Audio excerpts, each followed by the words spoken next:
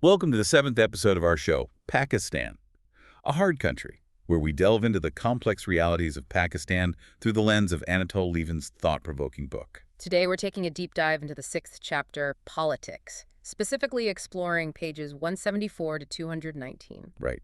And this section of Lieven's work really unpacks the often surprising and deeply rooted forces shaping Pakistan's political landscape. It certainly does. Our mission really is to understand that enduring power of tradition alongside, well, the dynamics of modern political parties, the role of personalities, which seems huge, and that persistent influence of patronage. Yeah, patronage is key. So let's get right into it. Lieven kicks off this chapter looking at something really fundamental, political loyalty. What's his take on the nature of allegiance in Pakistan's political sphere? Well, what's fascinating right from the start is Lieven's point that loyalty isn't always, driven by some deep ideological belief. Okay. Often it actually stems from a very practical place, like just a lack of other options, shaped by things you've done in the past or old rivalries. So history matters a lot. Exactly. He suggests someone, maybe a local figure he calls so-and-so Khan, might even want to switch sides politically, but finds himself kind of stuck because of old enemies or commitments. Trapped by the past, almost. It highlights that path dependency, doesn't it? It really does. And then you add in the powerful influence of local factions and these kinship ties, the biradiri.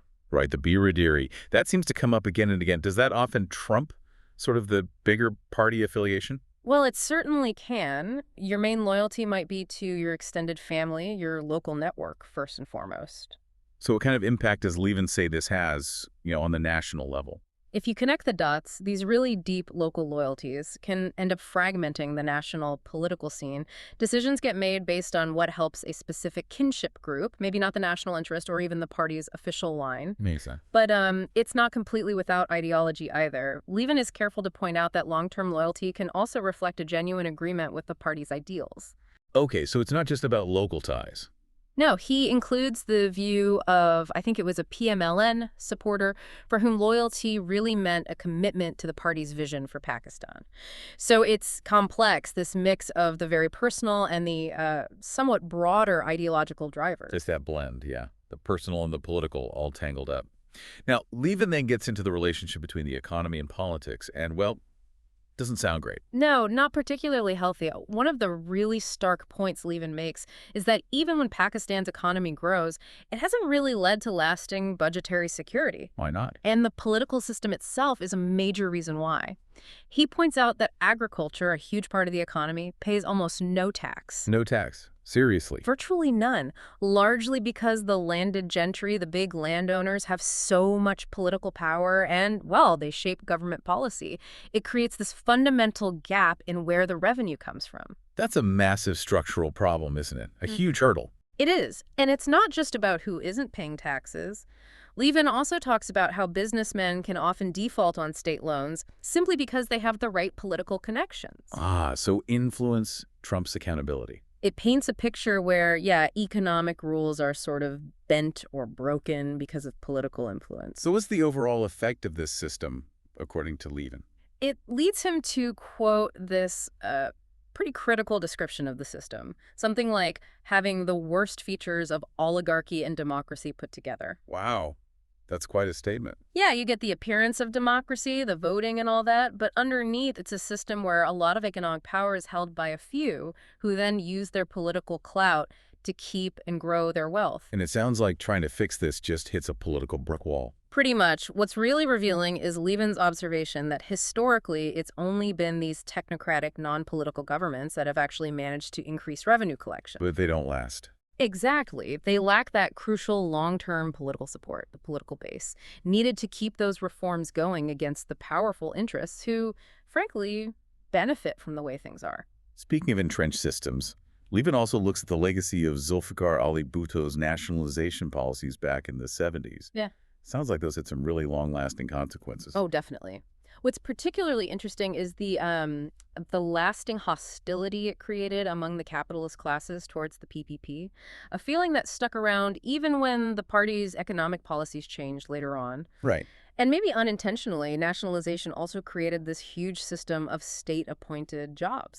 Jobs for the boys, essentially. Well, it became a massive tool for political patronage, yeah, benefiting politicians, officials.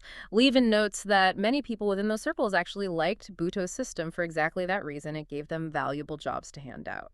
So a policy maybe aimed at socialist ideals kind of ended up reinforcing these patronage networks. In effect, yes. Which, brings us back neatly to the biradiri and patronage more generally. Lieven really stresses this as a core part of Pakistani politics. He does. He gives that example, doesn't he, Yeah. of Mudassar supporting Pervez Ashraf. Right. And it wasn't just about money changing hands, apparently. It was also because they shared the same Rajput biradari. It just highlights how these kinship ties can be the main reason for political support locally. And it's not just voting, is it? Lieven shows how even if people are unhappy with a party overall, like the PPP under Zardari at the time, Yeah. they might still back their local candidate if that person delivers tangible stuff, roads, gas pipelines, right to their community. Exactly. It's very localized, very transactional politics in many ways. Get something concrete, give your vote. Precisely. And this biradiri influence, it seeps into business, too. Lieven tells that story about the Multan Chamber of Commerce dinner, Oh, yeah. where people were making requests based on their personal connections to this powerful peer family. Foreign Minister Makhdoom Shah Mahmud Qureshi's family, in fact. So personal networks, often rooted in these traditional structures, are just vital for getting things done. And for our listeners, a peer family generally means a family with significant religious and social clout, right? Which often translates into political and economic power, too. That's a good way to put it. But Lieven also suggests the nature of this influence is kind of changing. It's shifting away from just pure personal lordship. How so? Well, it raises this interesting question about power dynamics.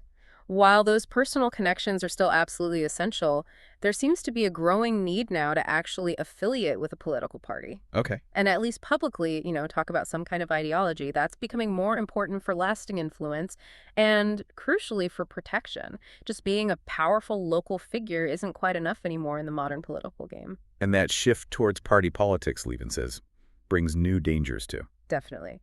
He stresses that playing the party politics game has become riskier. You face the real possibility of jail, or even worse, if the government changes hands, it's high stakes. That must shape how people operate politically. Hugely. It influences strategies, alliances, everything. Okay, let's pivot slightly. The media. There's been this huge explosion in media outlets in Pakistan. How has that changed the political scene, according to Lieven? Well, the sheer number of TV and radio stations certainly jumped, especially during the Musharraf years. And for a lot of people, news almost became a kind of entertainment. Right. But the media has undoubtedly played a role in exposing corruption, bringing issues out into the open. It can act as a check on power sometimes. But Lieven seems a bit skeptical about its power to actually deliver justice. He uses that really disturbing example of the raped nurse in northern Sindh.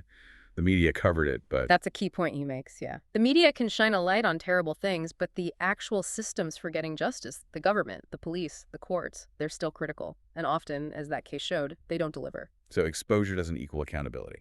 Not necessarily. However, Lieven does also argue that the media can be a potent weapon against unpopular regimes, whether they're civilian or military. Interesting. And he touches on how the media, or perhaps people within it, understand what ordinary Pakistanis prioritize: justice versus democracy.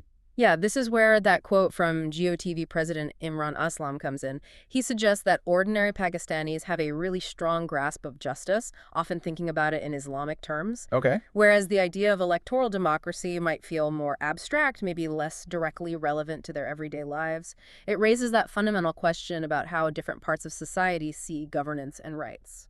Fascinating. Now let's look at the big political parties themselves, starting with the Pakistan People's Party, the PPP. It carries such a heavy historical weight. Absolutely. The almost heroic image of Zia Bhutto, really cemented by his execution, had this profound, lasting effect, and that carried over to his daughter Benazir. Right, the Bhutto legacy. It gives the PPP a significant core of loyal support. Lieven also points to continued backing from the sort of westernized intelligentsia, What the... often because there aren't many other truly national alternatives, maybe, and sometimes it's down to family or marriage links to the big PPP families. He mentions Sherry Rimmond's reasons for support, including the party's focus on helping the poor and women's rights. But the PPP's support hasn't been static, has it? especially in urban Punjab. No, that's true. There's been a definite drop in support there, particularly among the lower middle classes. And why is that? Well, this group is often the heartland of Deobandi Islamism, and they tend to really dislike the PPP's more westernized style, its image.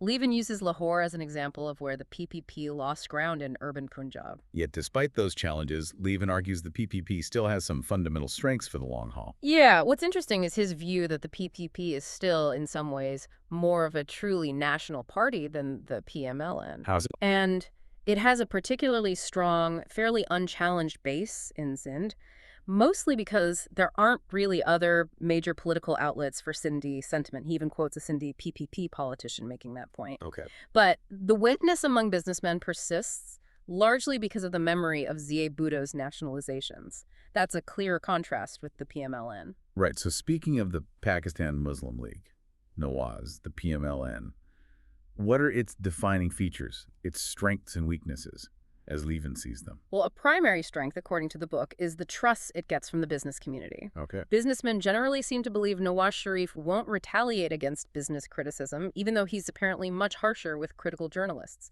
So that gives the PML-N a key base among the economic elite. But there are weaknesses too. Oh, yes. Lieven points to what he sees as Nawaz Sharif's sort of unstable character and his brother Shahbaz's apparent lack of a big political vision beyond just being a good administrator. He uses descriptions of their leadership styles to kind of underline these limitations. Okay, let's move to the Muttahida Qawmi movement, the MQM. Lieven calls it an Indo-Pakistani political trend. What's he getting at there? What's quite insightful is his analysis of the MQM's unique path. He sees it as an ethnic movement that first emerged through violence, clashing heavily with the state. Right, it has a violent history. But over time, it's been partly sort of co-opted into the mainstream political system through various deals, through patronage. And as part of that, the MQM has notably dropped some of its most radical early demands, like wanting a separate province for Karachi. But even though it's more integrated now, Lieven suggests violence is still part of their playbook. Unfortunately, yes. He points out the MQM still uses violence against its enemies, its rivals, and this creates a real climate of fear, leading to self-censorship among local journalists, analysts. It's a persistent, troubling part of their influence. Yet somehow, the MQM keeps this remarkable public unity, even with Alsaf Hussein living in London for so long. How does Lieven explain that? That is a key observation. Despite breaking apart in the past, the party shows surprising cohesion now. Lieven suggests it might be down to the extraordinary personality cult around Altaf Hussein. A cult of personality. Yeah, a phenomenon that somehow works even with him physically absent from Pakistan.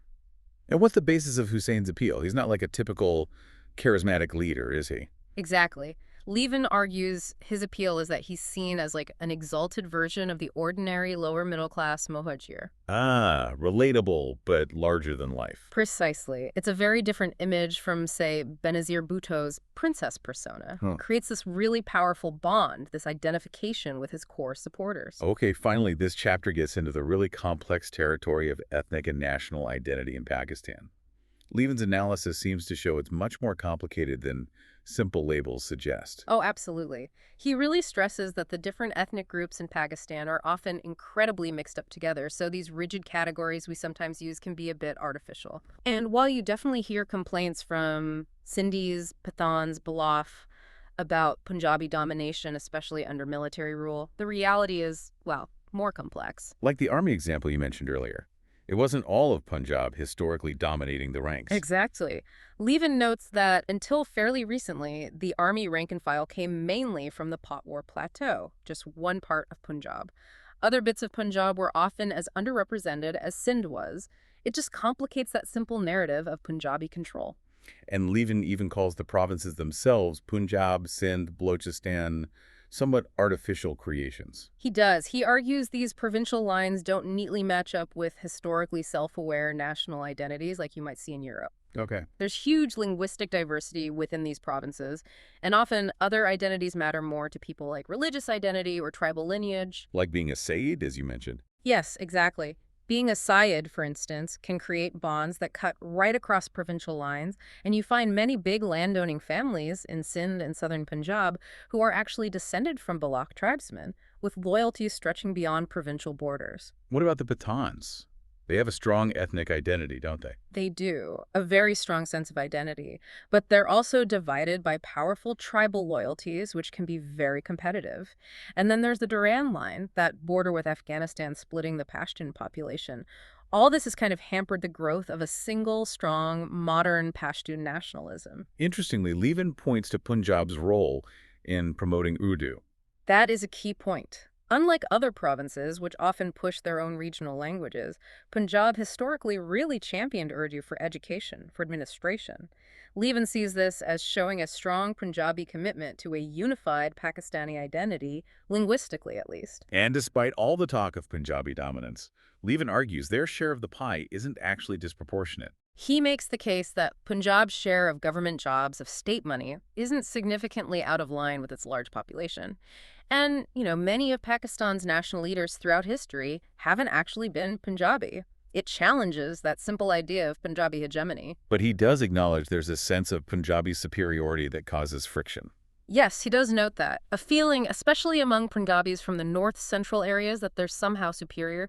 It does contribute to underlying ethnic tensions. How so? They often see themselves as harder working, more organized than other Pakistanis, maybe with the exception of the Mohajirs, and they tend to have this more traditional agriculture-focused view of the world. This deep dive into the politics chapter of Anatol Lieven's Pakistan, a hard country, really. It illuminates such a complex political world, shaped by this mix of history, social structures, modern dynamics, often contradictory things happening at once. Absolutely. From that enduring pull of kinship and patronage to how political parties are changing, the role of the media, this chapter really highlights the unique challenges, the complexities inherent in Pakistan's political system. And layering on top of that, the whole intricate web of ethnic and national identities just underlines how multifaceted political loyalty and rivalry are in the country. It's a lot to unpack. It is. We hope this exploration has given you a richer sense of the powerful forces really shaping Pakistani politics. What parts of this stood out most to you? What questions does it raise for your own understanding of this incredibly complex and important region? Because, as Lieven shows us, this is definitely a story that's still unfolding.